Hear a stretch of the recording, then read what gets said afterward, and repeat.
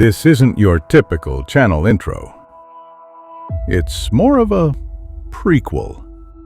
The version of me before TinkrShift had its name. Before the logo. Before the plan. And if this is my story, then I should be the one telling it. Let me explain. TinkrShift is the channel you're watching right now. A place where I plan to explore, build, fix, and experiment with whatever catches my curiosity. I've always been this way, led by curiosity. Tinkering with things just to learn how they worked. Lego, Connects, vacuum cleaners, whatever I could get my hands on. At one point I even got into learning magic just to understand how the illusion worked. I was always just trying to figure things out. While most kids snuck out of bed to watch cartoons or sports, I was seeking out to watch Mythbusters. At 11 years old, explosions and experiments were my bedtime stories. When you're a kid, people always ask you what you want to be when you grow up.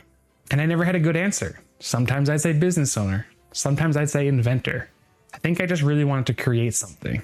I stumbled upon YouTube in 2005 and made my first account in 2006. I started following creators who helped shape the way I think. Indie Mogul, Muddy Car Mods, Rocket Jump, Kip K. Each one had their own flavor. What they all had in common was they didn't just show the results, they showed how it worked. Throughout high school, I uploaded random stuff. No plan, no polish, just messing around with what I had. Curiosity and a camera. Even had one video do kind of good, at least for the time. I didn't have one of those big personalities like OG YouTubers. I was quiet and shy. I always cared more about the how than the who. More about what was happening behind the scenes. In high school, I crammed summer school to get ahead just so I could take more fun electives. Auto shop, wood shop, home ec. In grade 11, I was doing co-op working with mechanics and electricians. I didn't want to specialize, I just wanted to try everything. After high school, I started college in computer programming. A year in, I shifted to architecture, all while working full-time in retail. Outside of school and work, I started tinkering with cars. At first, a hand-me-down Mazda Protege from my grandma. I ended up lowering it, custom bumpers, skirts, and a new sound system. It wasn't perfect, but I made it my own. I later found a 1969 Triumph GT6 at a local cottage. I had to have it. I trailered it home, rebuilt the engine, and a huge learning experience for me. After college, I landed a tech support job at one of the big banks. A true 9-to-5.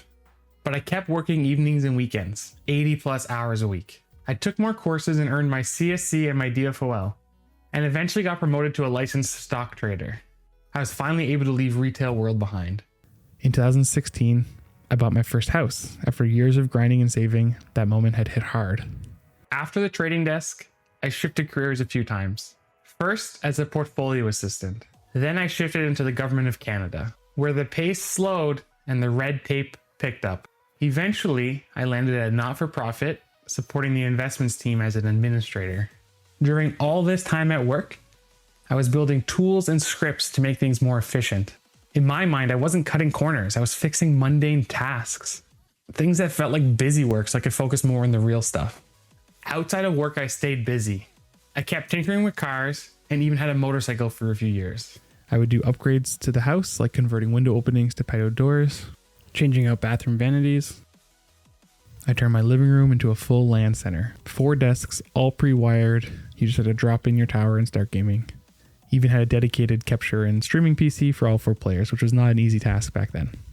Somewhere in all that, I met a girl. We dated for years, moved in together, engaged, and now happily married with kids. Life was changing fast, but the builder in me stayed. Every new place we moved, I had to build some kind of workbench in a shed or in our basement, wherever I could. And I rebuilt my home computer setup over and over with each move. I always needed a space to create. In early 2020, I took a leap and rented an office to start my creative passion seriously. It was a space where I could be free. I started making content for local businesses, like barbers, chefs, and personal trainers. Then COVID hit, and the world shut down. That one stung. Which brings me to today. We've moved again, and this time into a new house with a garage. Finally building a real space to tinker. Not a shed, not a basement, not a rented office space, a proper garage. TinkrShift isn't a reset. It's not a pivot. It's just the first time I'm really sharing it with the world. This isn't about being absolutely perfect.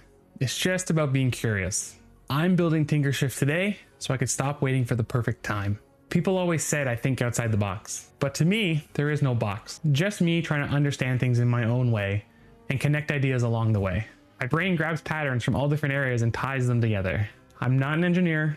I'm not a product designer. I'm just a guy who likes to figure things out. I tweak things until they make sense, or at least sense to me. I like things to have a reason. So welcome to the start of TinkrShift and my world of rotating obsessions. Curiosity drives everything here. I'm not an expert, just learning and experimenting and sharing. Projects change, but the mission stays the same.